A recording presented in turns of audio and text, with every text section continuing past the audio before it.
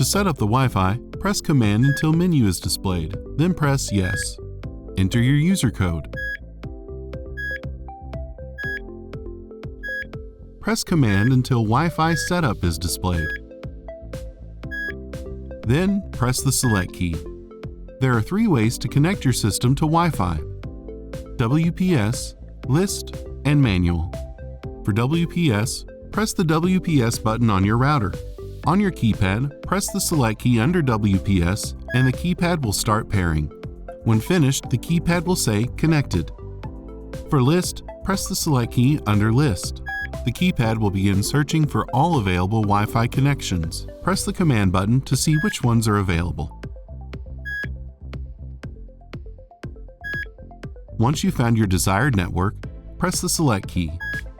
Enter your password, then press Command. The keypad will begin connecting, then say Connected when finished. For Manual, press the Select key under Manual. Type in the name of the Wi-Fi network, then press Command. The keypad will begin searching. Once found, enter your Wi-Fi password. Press Command, and your keypad will begin connecting. When finished, the keypad will say Connected.